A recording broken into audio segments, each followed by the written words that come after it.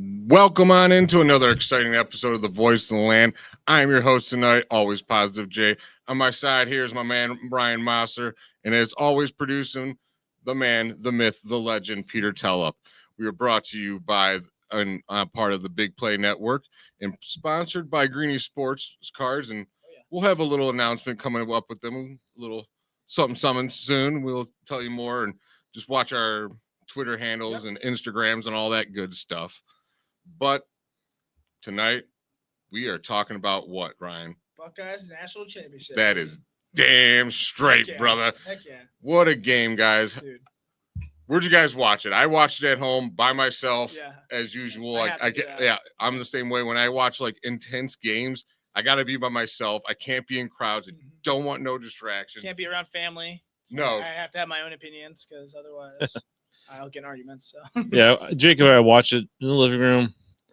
See, I could have watched it with my dad, but my dad's the most paranoid. Like, he gets mad about everything. If like the smallest thing goes wrong, he's like, "Oh, this game's over. They're gonna ruin it." He gets all mad, and I can't handle I it. can't do that. Nope.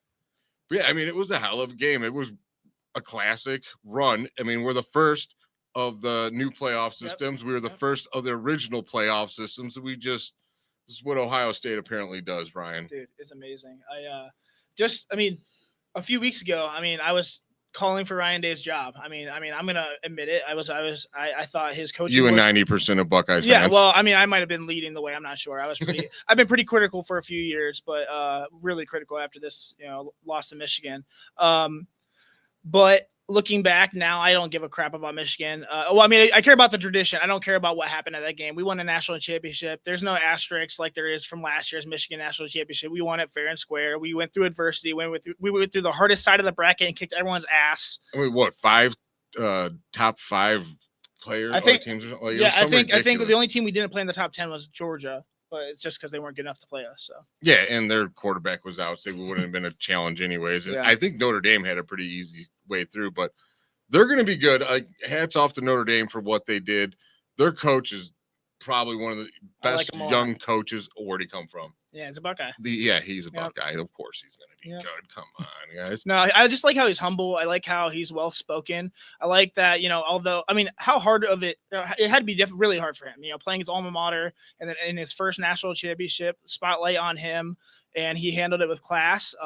His team fought at the end, and one thing about his team is, just like those Tressel teams, they are scrappy and they're ready to go. And I thought I was calling for a 40-point blowout. I thought they had no chance. At one point, we were up 31-7, and I felt like we kind of stepped off the gas there a little bit, but nonetheless, we won. And hats off to Marcus Freeman and Notre Dame, and they'll be in the playoffs for sure again. So he's going to get another. He just got a 8-year contract. They're going to rip that up, and they're going to have to pretty much make another one soon because he may have lost, but the way that they came back in that kind of stage shows what kind of coach he is. Like, he was clearly playing a superior team, and they fought, dude. I mean, they were pretty good outside the running back who said they wanted Ohio State. Yeah. He wanted Ohio State. How'd he do? 4 yards for 3 carries. Good job there, buddy. Yeah. I mean, you got to bet. He was hurt, but still. No, he came in saying he was healthy. That's what he said. So I got to go by his word. He wanted us, and he lost, and pretty much got shut down. The big talk now today is everyone wants Will Howard for a Browns. Yeah. What do you think? I know you do. I do. I've liked Will Howard all year. I liked his tape last year. I think he's played a lot of games. He's a winner.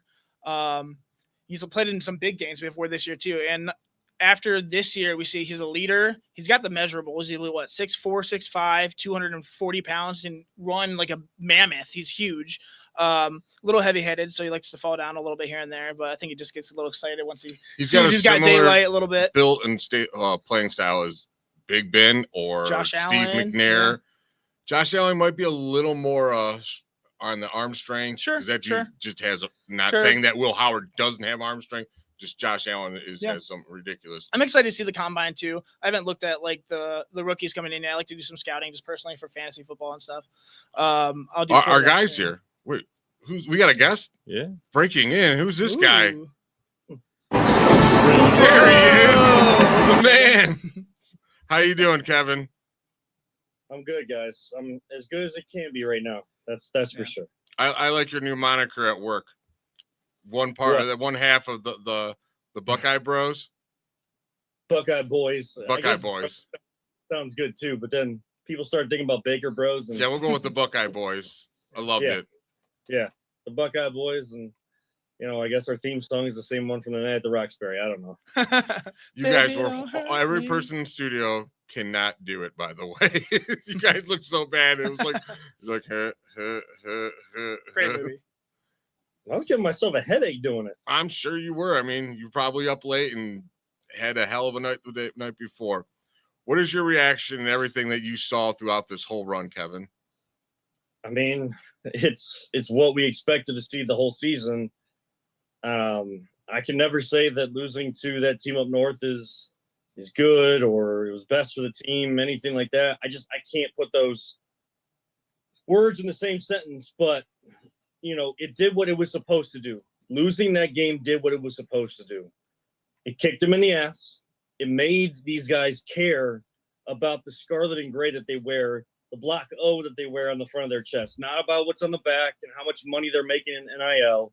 They cared about the Buckeye leaves on their helmets and Buckeye Nation everywhere. And they knew that they needed to put on a show, and they absolutely did that in those 4 games. And I know you guys are talking about Will Howard, and people are already talking about him. They want him to come to the Browns. I think we should temper that conversation because that's recency bias. And I also don't think that if he drops, in other people's eyes, if he doesn't test as well at the combine, that's also not fair. Just put on the tape. This guy can make all the throws. He has definitely learned a lot about the quarterback position from Ryan Day and the crew at Ohio State, because what did we expect to see when he was coming from Kansas State, guys? A running quarterback. And every time he ran, he never had the right cleats. He was always falling down. And The turf monster hates that dude. Yep. Yeah. And it just never seemed like he had the same speed that he had at Kansas State. But that's totally fine because he was very professional in how he approached the quarterback position. And people want to call him a game manager because all the talent at Ohio State, great. He's the most elite game manager that you'll ever see in college football for 1 year. Yeah. And he can make all the throws. You're going to have talent like they had at Ohio State more consistently on the NFL level. That's why guys make it to the NFL. Only a select group of players make it to the NFL. And I think he's going to have success. Now, if the Browns end up drafting him, am I going to be excited? Sure. But I'm not here to say, oh, you have to go get Will Howard right now. Like, let's let the process play out. I think it's just a fantasy dream of all of ours. Like, dude, every year we have Buckeyes that we want. Like, we all can't wait 2 years from now. We're all going to want Jeremiah Smith. And the years before, we wanted Santonio Holmes. And you end up going to the damn Steelers and everyone. Now the one that's driving me nuts is it's like every single mock I see has a Buka going to the Steelers. It's like, all right, like you said, let's just let it happen and all. I wanted to talk about him just as an NFL prospect, to be honest. Like, I truly think that dude has the potential of being a really good NFL quarterback if he's put in the right situation and coached up the right way. Well, look at it. Look at what he did in 1 year. Oh, he led it. He took over one of the biggest names in college football with probably like all-stars all over, and he became the leader immediately. He took over that team. He was the leader of that team, and they'll all say that. Yeah, they all do say it. I mean, Jeremiah Smith has said it. All of those guys, like, that was a very connected group of seniors that decided to come back. And Will Howard was not. It didn't ever feel like he was on the outside looking in. Maybe at the beginning of the year, but especially at the end, he was not on the outside looking in. JTT, Jack Sawyer, Emeka Egbuka, Travion Henderson. I can go on and on and on. Even Quinshon Judkins, just like Will Howard. They were all part of that group, and they were brought in to that. But guess what? Look at what 1 year difference, because I'm not here to say that Kansas State doesn't prepare you to be a professional, but we know Ohio State does that much better than most other schools in the country. 1 year of professional level coaching. Imagine what this guy can do in the NFL if given the right opportunity, if coached up right, and then put in the right situation and not just thrown out there because there's a bunch of injuries to your quarterback room. Let's not. I mean, it seems like we're painting Will Howard to be the next, golden arm quarterback, and he's a good prospect. I'd project a third round, but probably get it pushed up to the second round depending on necessity. I know it's a not very good quarterback class, so usually those guys get pushed up. He can go as high as the second and go as low as the sixth round. Yeah, I'd be happy. I mean, if the Browns think that's their guy, take him at 33. I'm happy with that. Go best player available, or trade back and get some assets for second overall. But I mean, I haven't watched the tape yet. I said I'm going to watch some tape, look at all the quarterbacks and be objective about it. But what I've seen, I mean, yeah, I'm biased, but I really like Will Howard. Like once we get closer to the draft, like I cannot wait to hear your analysis on draft prospects, because I'm going to tell everyone listening to the show, this dude knows his stuff, and he's not going to just watch highlights. He's going to watch everything, and he's going to know, and he's about to hit y'all with some serious knowledge for our draft coverage. But we're talking right now. We're just talking Buckeye prospects, because we got guys moving on. Let's be very, very clear. Like, Will Howard is still a third or fourth round QB, and we know where he should go. Yeah, but he's a quarterback. It's subjective. We'll see. And we also know, like, when you get taken as a quarterback in that second or third tier, like, how much is actually being expected of you, or like how you can actually be. That's why I'm saying, like, Will Howard has talent to be a good NFL quarterback if put in the right situation, and he keeps his mind right when he's not in the culture of Ohio State. If you're in a different culture and it's not as strong, what happens to each player? Do they buy into that? Do they try to help bring it up because they've been a part of better culture before? That's all things that he's going to have to answer. But I'm happy for him with all the question marks coming into this season. Him and Ryan Day, which I know you guys probably have or haven't touched on just yet, but I'd love to talk about Ryan Day. But I'm happy for those guys because all the question marks around them, they didn't just answer the questions, especially Will Howard, didn't just answer the questions.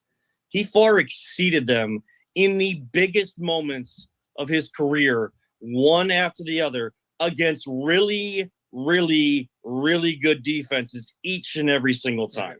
Right. Totally agree. 100%. And like I said, we were talking before, once all the worst names came up, like, oh, we gotta fire Will or Ryan Day. Everyone, us, people on this show said it all over the world. Ryan Day's got to go. He lost to Michigan. He lost to Michigan.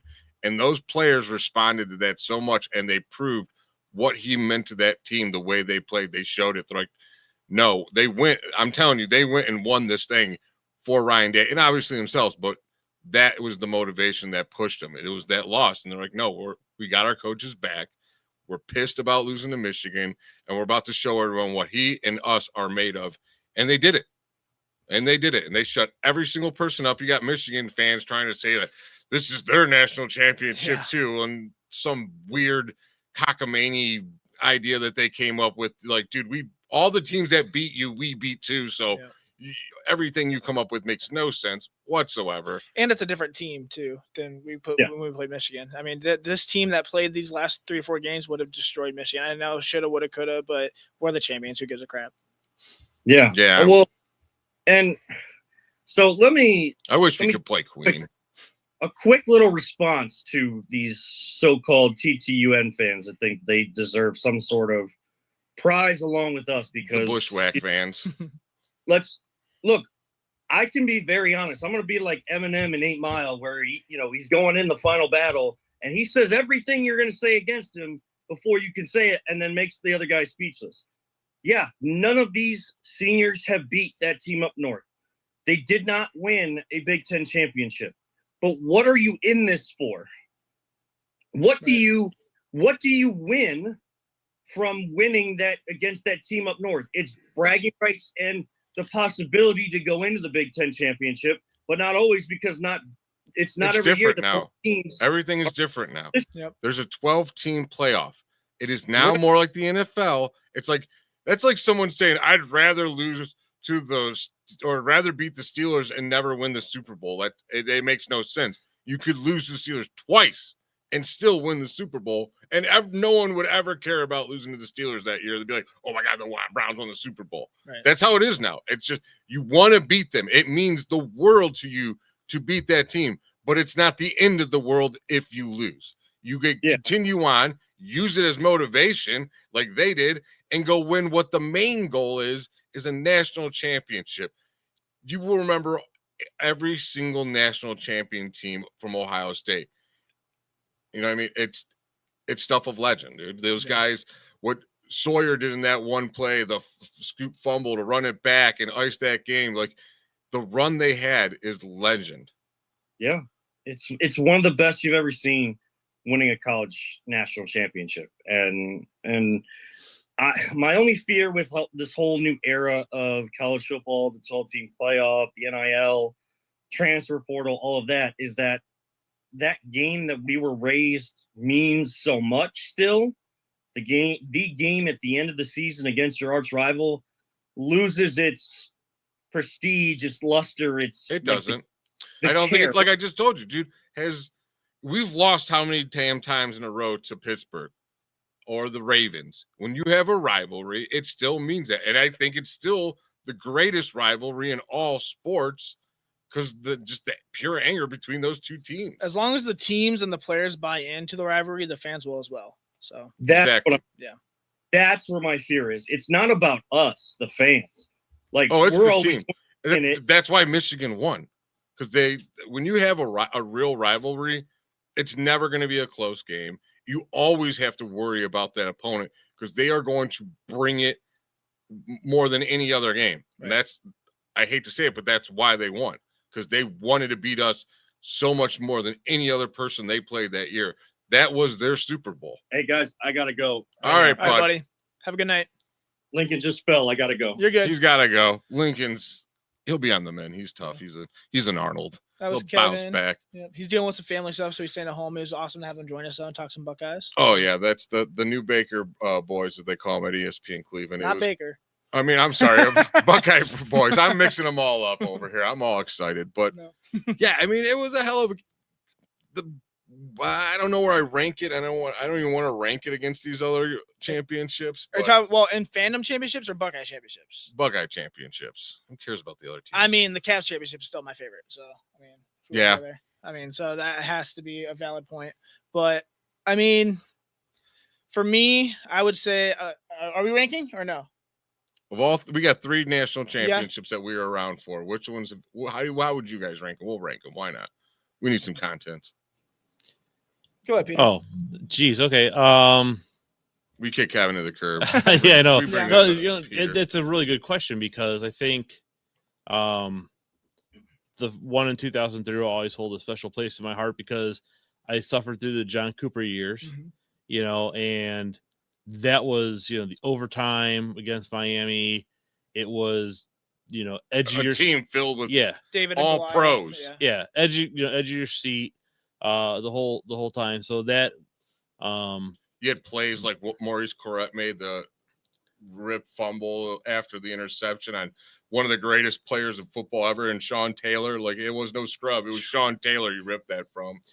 Well, and then we had, the one and that's just it. It's that each one of them is kind of. That's why I said I can't rank them. Iconic, right?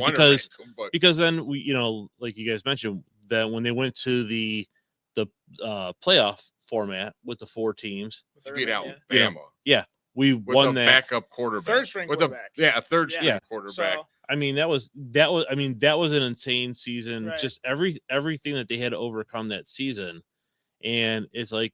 That's crazy. You're like, next man up. And it was, no one really expected that. I didn't expect it. And now we went to this, after losing the big game, to the team up north, and then the road that we had to go down. Right. That we deserved. To go, and you had and I understand like Oregon and some of the teams that had the bye kind of complaining that these guys won their conference championship, and they did not have an easy road either. But here's the thing is, they're like, well, they didn't have an easy road because they had to face the Buckeyes. Yeah, but we were seeded 8. Right. And it's not our fault we were seeded 8. It shows why you need that playoff system. Yeah. We definitely proved, because look, it was the 7th and the 8th team Yeah. playing each other. Mm-hmm. That's why I don't care what you guys say in your Yeah. points, and how many points you upscore on all these crappy teams you play. Why don't you let the top best teams play it out and see who is the best team? And it was us. Yeah, Peter, you're right though. I feel like it is kind of hard to rank them, especially, each one has its own sense of adversity that we've overcome. It's almost like a Cinderella story in a way, beating the juggernaut team, and then coming back with our third string quarterback, like you said, and then obviously this year. Yeah, that's pretty difficult. I don't want to rank them now. I told you, once you start thinking Yeah. about it, man, they're all so special. and For me, they're though, all- Cavs will be number one. I mean, Buckeyes were my first love, but that championship just, oh my gosh. Yeah, and they're on the road to go to another We'll one. They'll see, keep yeah. playing. They're playing tonight down in Houston, who's Yeah. their tickets selling for $8 because they had a winter storm in Houston. Thoughts and prayers to anyone that's having any kind of problems in this freezing cold weather. I'm finally starting to thaw out because my man Peter has this heater going, dude. And I'm like, Feels this good. is, I think, the first time all day I felt warm. Let's talk about the rest of the teams that's going to be going into the draft. You got a Jack Sawyer. Is he going to be a first rounder now? I could see it. I Who mean, are your him first rounders on this team? for 'Cause, Ohio State? yeah, I'm not great at remembering names. I ain't gonna lie. It's gonna be hard. I think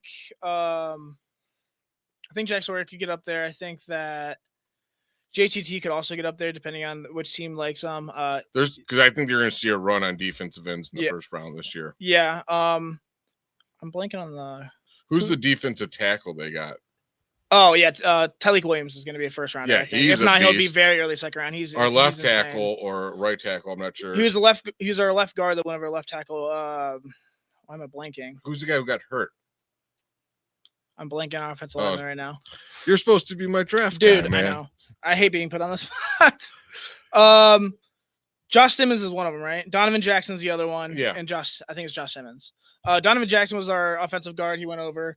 I think he was projected like top 50. I think he's played himself. And from going from left guard over to left tackle and doing what he did, I think he's played himself to a first round pick. He might be second or third tackle off the board. I think he is a tackle. I think he's big enough. And I'm really excited to see what happens with him. I need all you people that do the little, the Twitter thing where they got the candles lit and they're like, what do they call them? Yeah. The prayer circles or something. I don't know what the hell they call those things. I need one of those. Ibuka, not to He'll Pittsburgh. be a first round pick too. I just don't want him to go to Pittsburgh. God, I hate when that happens, dude. Yeah, I'm worried about Will Howard it going to drove Pittsburgh. me nuts to watch Antonio Holmes Mhm. play for them. I'm like, I love you so much, but why them? Yeah. And if it's like the Meatloaf song, anybody but them. Yeah, I'm worried Will Howard will go to Pittsburgh. And Yeah, do of well, course. so That would. that's my fear. Why'd you just do that, dude? I got to go to sleep tonight, man. Now I'm gonna have nightmares of the draft. But with the 55th pick, the Pittsburgh Steelers take Will Howard. I'm like, oh my God, what happened? Sweating, waking up. Yeah. thank Emeka God it will was be just a a first dream. round pick, I think, for sure. Yeah, he'll probably be in the teens, like teens to There 20s. are quite a bit of receivers. We'll see what Travis Hunter does. He'll be top 5 or. What do you think about him? I think he should play receiver. I think that's where the money is. I think he's not the best at either position, so that's hard. But a dynamic hybrid player like that, if you can find an actual position, not Like, and if try to I'm keep him saying stick for to the it. Browns. Not at 2. I don't think we should take him at 2. I think trade back, maybe he could be a possibility, but there are bigger needs. And if I'm taking a receiver, if I'm going for Travis Hunter as a receiver, I'd rather take, Ted McMillan out of Arizona or one of those guys, 6'4", runs really fast, has great hands. Or Luther Burden, another receiver.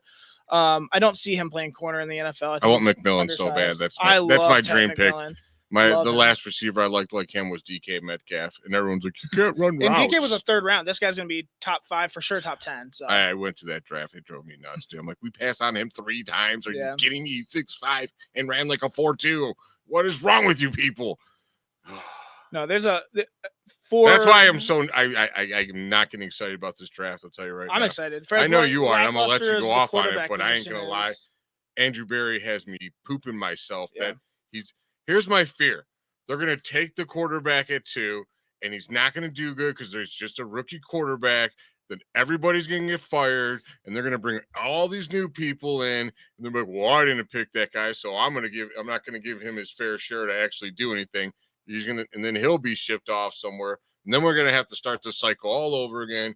And it's just going to keep repeating itself and repeating itself and repeating itself. If they take a quarterback at 2, that's exactly what's going to happen. I know they're going to drive me nuts.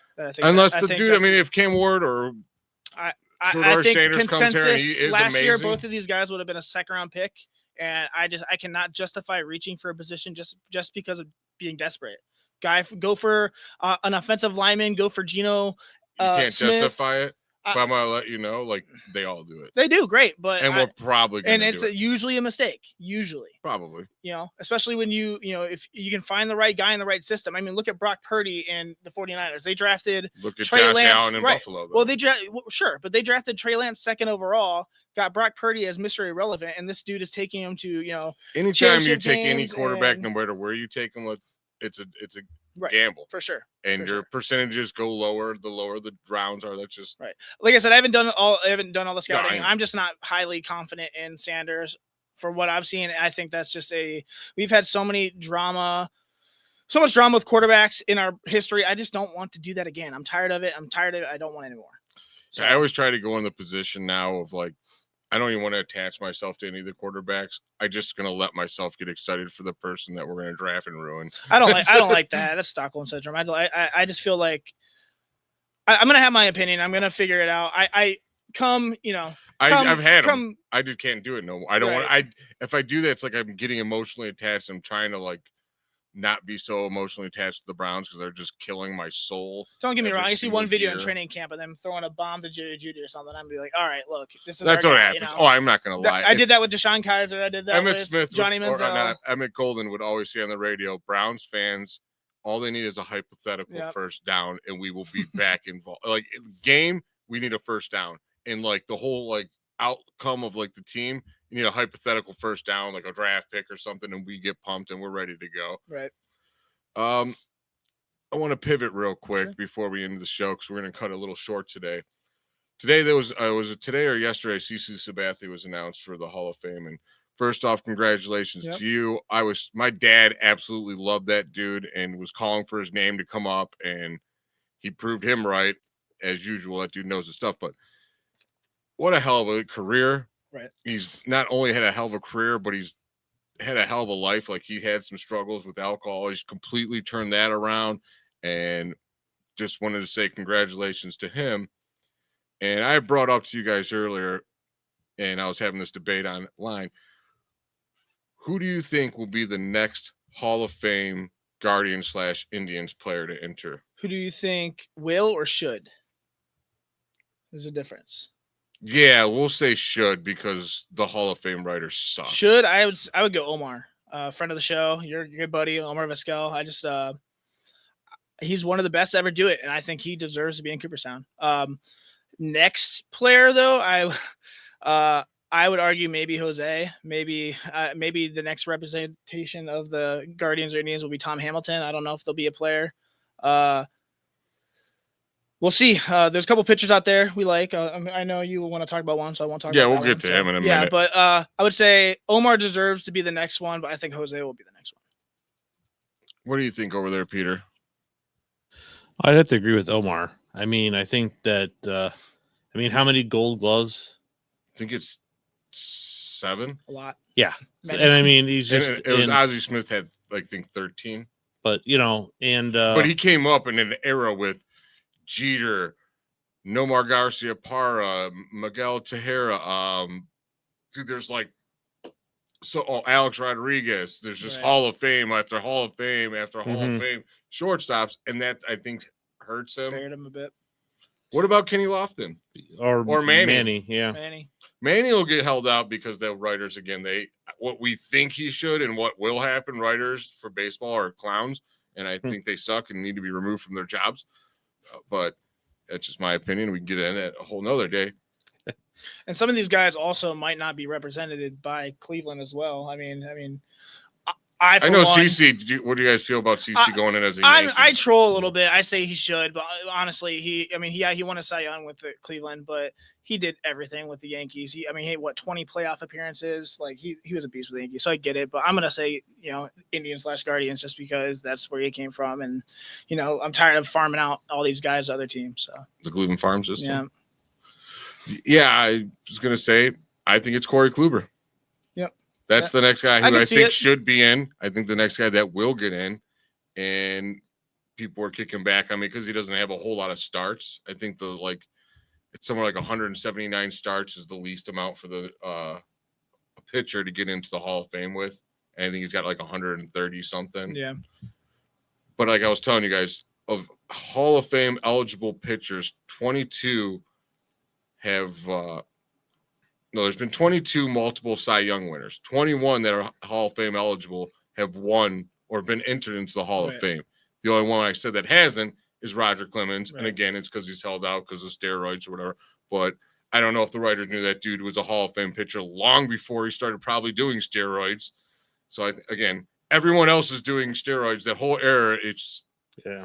Stupid. that's a whole Yep. again, that's a long conversation I can get into about baseball and how absolutely ridiculous the Hall of Fame writers are for keeping certain players out, like It's so dumb. Pete Rose, who bet on his team to win and he's not allowed to be in, but Ty Cobb, who might be one of the most horrible people in the entire world history, is in the Hall of Fame. But bias, double standards, and all that good fun stuff.